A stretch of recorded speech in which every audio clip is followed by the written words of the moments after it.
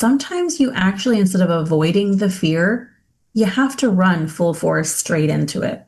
Mm. Run into the storm of fear and realize, you know what? You're not going to die because of this fear, but our ego likes to believe so. Our ego, that's why fear is there.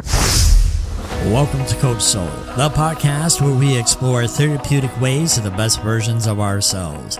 I'm your host, Steve Hudgins. I'm a licensed professional counselor dedicated to helping you navigate life's challenges. In each uplifting episode, we'll discuss mental health, relationships, self-care, emotional well-being, and personal growth. Join me and with my co-host, Kenya Evelyn, a therapeutic life coach, where sometimes we'll even welcome special guests to our show that share their experience and expertise. So let's embark on this transformative path together and discover a healthier and happier you. All right, welcome back to part 2 with Brooke. Brooke, it was so nice to have you last time. And we want to do a part 2 where here you are, you're leaving, a family, you're leaving your husband. I mean, that had to be scary. It was terrifying, to be honest. And I think we talked a little bit about that trauma bond last time. I didn't even realize what a trauma bond was. But when I left my relationship, I literally felt like I was coming off of a drug. I didn't eat. I didn't sleep. There were days where I was ridden with so much anxiety. It was panic attacks. It was scary, honestly, to kind of be in this space of the unknown because everything around me was changing. And I was leaving everything that had been familiar to me, and my whole body was just completely panicking and freaking out. And so I had to kind of get through that really difficult period of time in my life. It took me about 8 weeks of living in that. I like to call it a hell because it felt like hell to finally get my feet on the ground. But once I kind of did that experience, I was like, okay, I'm emotionally detached now from my partner. I'm emotionally detached from the religion. And now I can really start to find some footing in who am I going to be and what's that going to look like for me. Spur of the moment decision, spontaneous for you, or did you just kind of thought this out and thought it through? It was an accumulation of a lot of things, honestly. I had been contemplating it for a while, but I was afraid. I was Mm. afraid. I was afraid I hadn't been working. I was, stay-at-home mom for a long period of time. And so I also knew that financially that was going to change my whole entire world. So there was, also that fear, which I find like a lot of women that I work with now that are in abusive relationships, they have that same fear because Correct. often the abuser is controlling the finances. And so I had that, but at the same time, I was like, you know what? I'm going to throw things up in the air here and I'm going to hope that they land okay and I'm going to be okay. And I'm here as living proof that they were. That's one of the things that when I work with couples, they'll come and they'll say, well, we're just not communicating. And I'm going to say, well, you kind of are communicating. It's just on a childhood hurt wound that you're escalating, yelling at each other, calling names, throwing things around, those type of things. Uh, and so to me, you're operating out of fear of not being seen, not being heard, not feeling safe.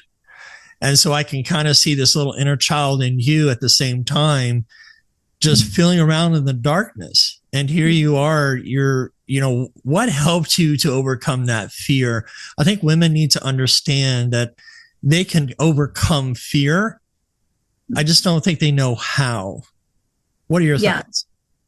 Um, I think, first of all, coming from a fear-based religion and living in fear the majority of my life, that's been a lot of my life's work is learning what do I do with this fear Mm-hmm. and how do I deal with it? And what I have learned is like sometimes you actually, instead of avoiding the fear, you have to run full force straight into it. Mm. Run into the storm of fear and realize, you know what? You're not going to die because of this fear, but our ego likes to believe so. Our ego, that's why fear is there, right? Our ego's trying to keep Sure. us safe and protected. Don't do that. Don't go that way. Don't leave that relationship because you might die. And realizing that if you can actually just face the fear, everything turns out okay. And you're okay on the other side. It might be a little rocky for a little while, right? You might have to navigate some new choppy waters, but on the other side of it, you're going to feel more free and see how truly strong and capable you are. And I think that was one of the biggest things for me. I had such an eroded self-esteem and sense of self after being beat down for so many years that I didn't believe that I was strong enough or capable enough to make it out on my own.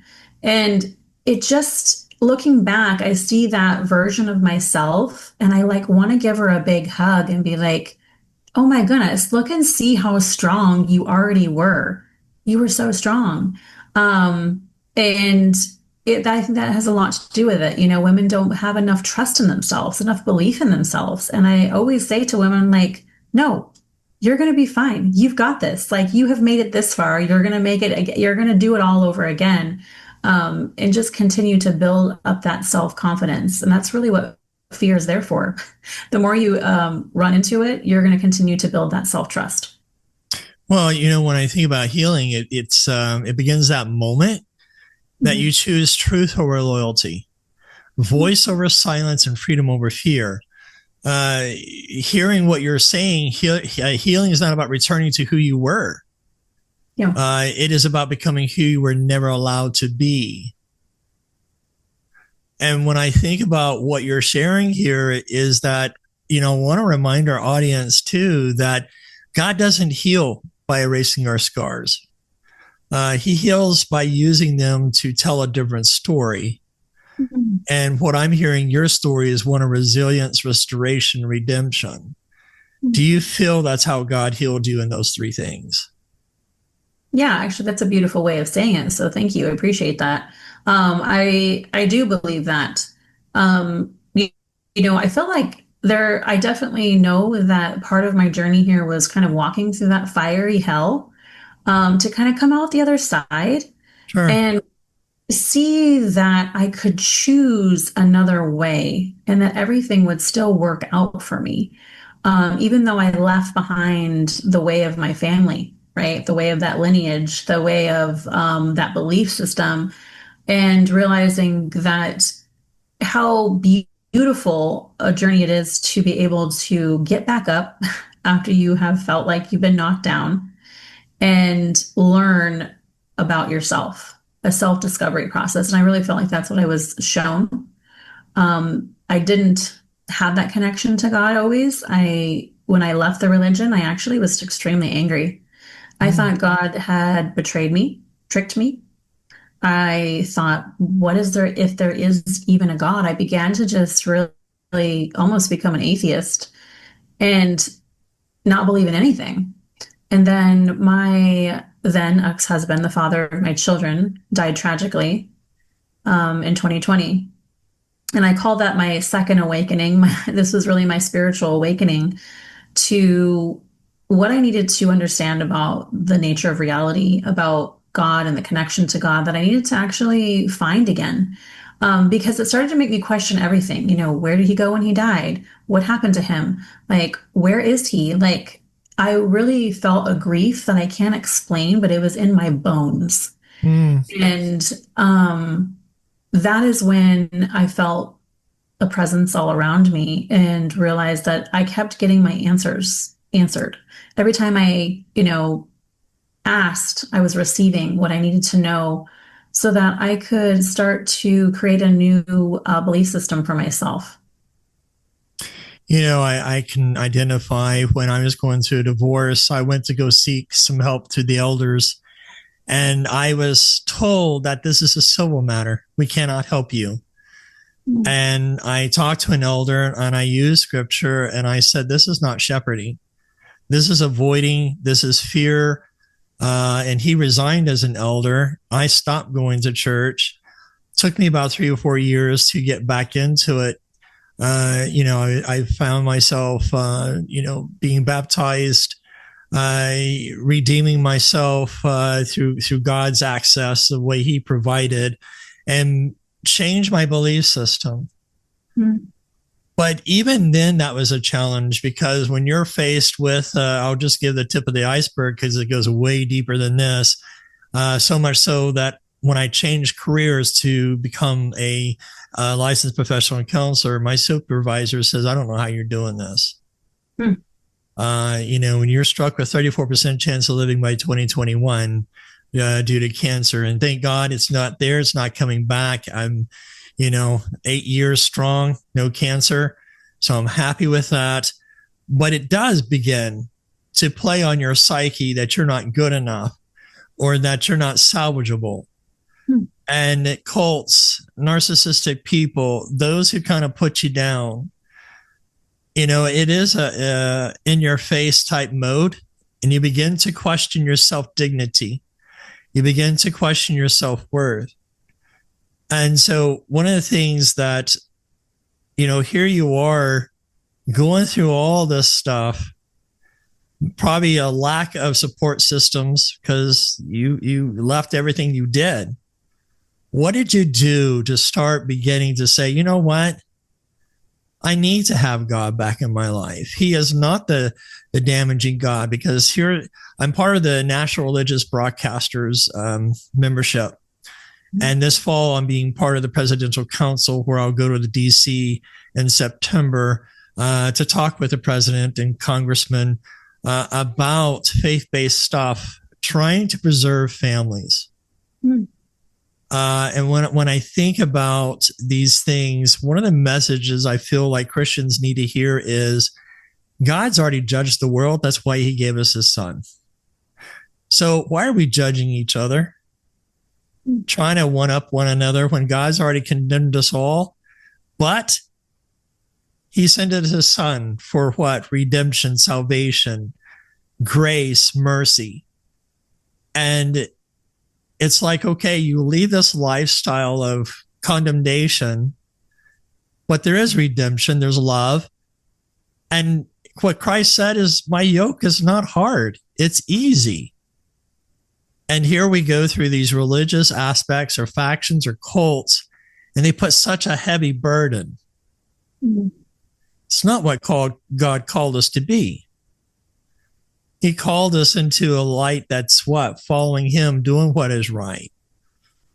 So here you have two varying spectrums for you. A total condemning place to a place of redemption. What did you feel in that moment that, God is not this God that the cults and religions say he is? I think it was from having the experiences that I have had since, when I started to seek God or higher source again after I had felt betrayed. When I had that experience, it was like a love I had never known. A love I actually had never even known while I was in the cult, because I actually hadn't ever really had that connection. Right. And it was like I felt it, and it was there, and it was loving, and it was a presence that, really can't be explained into words. But it was knowing that the more that I cried out and said, please help me because I don't understand, help me to understand, it was the more that I felt that presence and that connection. And knowing that really this life, you're right, is not about judgment. It's not even about a God that judges. Correct. We are actually the biggest judgers of all, and we also are the biggest judger of ourselves. And it's about sitting with the fact that if you looked at everything through the lens of love, you could see everything is already perfect. And I had to start to see that, and I've actually even more navigated through that ability as I've healed even more, to even look at, my parents through a lens of love. Before I was really angry, how dare they abandon me? How dare, I was the victim, right? Often we go into these things that have happened to us and we become the victim. And then all of a sudden we're so angry that we want to lash out at these people that have victimized us. Yes, it happened. But at the same time, I see them through the lens of love, and I say, you know what? They don't know better. It's okay. I can hold anger, but I also can hold this through the compassionate lens as well. And it's okay to be able to hold both. And before, I was always like, no, it's black or white. Either you have to be really angry and you have to be unforgiving, or you can't be both. But actually, you can be both. That's the beauty of it. Like you can Right. see it for what it is, but you also can see that they only have their lens of consciousness right now, their own lens of perception. And, I saw this quote yesterday that I think is really beautiful. And it was like, once the universe gives you the glasses, you can't unsee what you've seen, right? But Right. you can't make anybody else put on the glasses. So, like, which means that I can't make anyone else believe the way that I believe. You just have to accept them in what they believe and let it be okay. Let it go. And I think there's a lot of freedom in not trying to prove that your way is right and their way is wrong, and letting go. And if we all viewed life in that way, how much more peaceful would we all be? I just go off of what Christ quoted in the book of Hosea, where it says that I desire mercy than sacrifice. Mm. So much we're in the sacrifice of the black and white of and we're trying to prove a point. And Mm-hmm. in that, we're shooting these Bible bullets that are hurting and wounding people in the sake of what? Mercy means that I'm not going to hold what you did wrong to me. And people say, well, we need we need to be revengeful. We need to take this and we need to do that. But I live in a life of peace. Mm-hmm. And that comes with boundaries. I know Cloud and Townsend wrote in their book that boundaries is like drawing a line in the sand. I have a different perspective. A boundary is a threshold. It's what are we going to allow in one day that we may not allow again the next day? Our Yeah. boundaries are different, but it's what are we going to hold true to ourselves? And so now you're beginning to heal. You're opening your eyes to something fresh and brand new. Love, it's healing for sure. What got you into being a therapist? Mm-hmm. Well, honestly, that when that my spiritual awakening began, I even more like dived into healing even more and therapy and modalities and trying to just really help me with my own suffering, my complex PTSD, my own. I like to say that my mind at that time in my life was like it was like warfare. Like there was just so much fear and so much anxiety and so much worry and like my mind was like such it was a scary place to be. I And bet. I wanted to learn how to make it more peaceful. I wanted to find a more peaceful life. And when I started to do that, I found rapid transformational therapy, which is what I do now, and working with the subconscious mind. And that really helped heal so many things, beliefs that I had about myself that I had didn't even realize that I had taken along with me, that some of them weren't even mine. And it started to work with that part of my brain to really rewire my whole entire self concept. Mm-hmm. And I didn't even know that that was even possible. I didn't even know. And I dived into neuroscience and I became a really big nerd and I learned NLP and how to, understand the brain and how the brain operates so that I could really harness this beautiful brain of mine that I've been given to be able to live the most joyful life. And I wanted to show everyone else how to do it. I was like, when I realized this, I was like, oh my God, I've got it. I got to go and tell the others. Like, this is I amazing. Yeah. but Brooke, I mean, it's scary to go to a therapist and talk to a stranger. I get those kind of comments, but just trying to slow ease into the situation. I've had a lot of success with those who are willing to open up and dive deep in.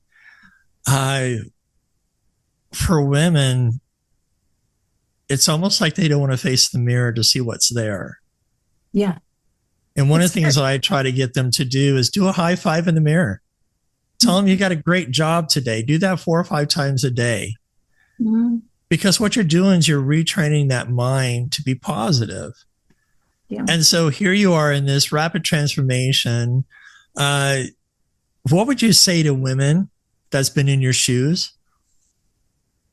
I would say that actually facing your fears, facing yourself in the mirror is one of the most powerful things that you can do.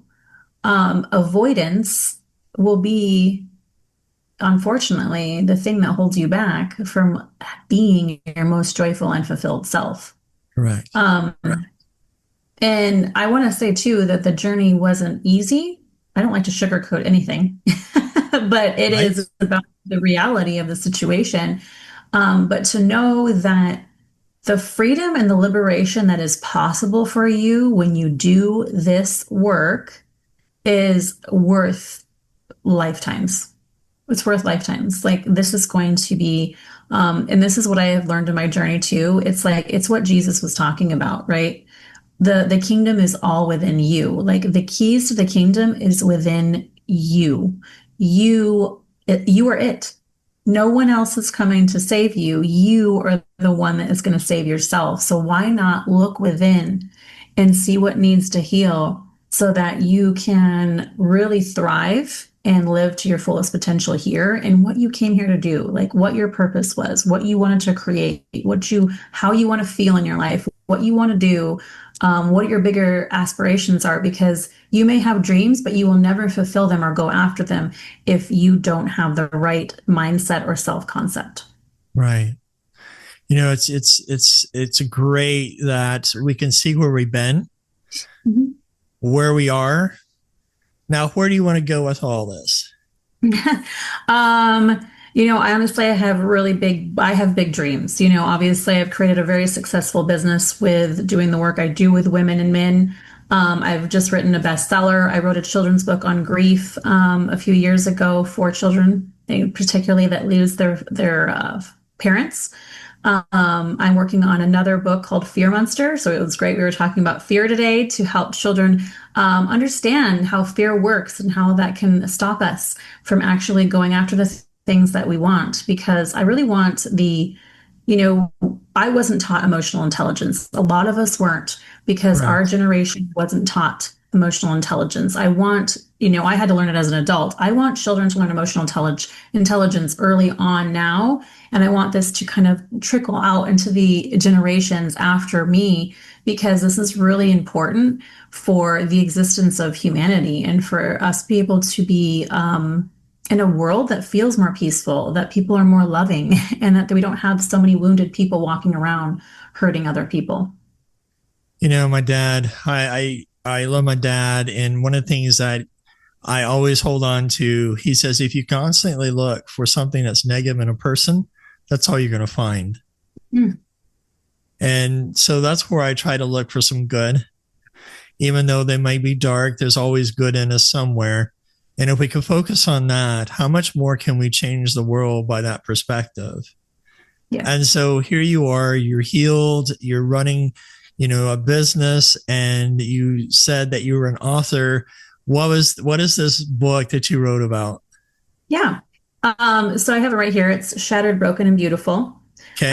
This is my memoir. It's called Losing My Religion, Finding Faith. This is really about, kind of what we talked about in our last session about surviving in the cult and my family dynamic, the abuse that I endured, the relationship, but also how I broke free.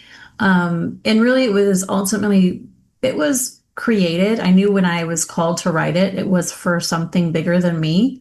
I felt inspired to write it and I just answered the call. And it's what it's given to other women and men that have written to me and told me, strangers, is that it really freed them. It liberated everything. They saw themselves inside of my story. And they started to kind of help them want to even go on their own healing journey because they knew that's what was needed. So I knew it was for inspiration, and that's exactly what I've been given. So it's been such a blessing to be able to have written the story. When you think about faith and what you've been through, what would you say to our audience in closing about faith and what you found in the freedom versus the the heavy yoke that was placed on you? Having faith in the unseen, having faith in the unseen that everything is always working out for you. it has been one of the best beliefs that I have been able to have, even in the darkest of times. I would still get up and I would say, everything's going to be okay. I would find something to be happy and grateful for that day. And I would still say, even if I was feeling the darkness, or if I was feeling depressed, or I was feeling like I was struggling, it was finding that one thing to be grateful for, or joyful about, and know that, you know what, everything's working out for me, and having that faith to know that it was all going to fall into place no matter what. Even if I didn't know all the pieces, I just needed to let go of control. And it was freeing. It's freeing to have that type of faith. And it gives you so much more than you can believe at the time. And you just see how everything always worked out. Brooke, for those who are listening and, women who may have been touched by your story, is there a way they can reach out to you? Yes. So lifecoachinggoddess.com is my website. And then I'm on all the social media as Life Coaching Goddess. So they can reach out, they can read more about my story, they can learn more about me, or even just have a chat. Awesome. It's been a pleasure to hear your story, the comeback kid. It's just an awesome win. When we're in God's kingdom, there's a win. And so I do appreciate you, appreciate your time. And so until next time, take care and God bless. Thank you for tuning in to today's episode on Coach Soul. As we wrap up, we want to remind our listeners of a few key points. This podcast is for informational purposes only and does not substitute professional medical advice, diagnosis, or treatment. The content shared here is based on professional opinion but may not apply to everyone's situation. Always consult with a qualified healthcare provider before making changes to your mental health care. If you're in a crisis, please seek immediate professional help or contact a crisis hotline. Listening to this podcast does not create a therapist-client relationship. For personal advice, please consult with your licensed mental health professional in your area. Remember, your mental health journey is unique. While we hope this information is helpful, it is crucial to work directly with the qualified personnel for your specific needs. Thank you again for tuning in to Coach Soul, and we'll see you next time.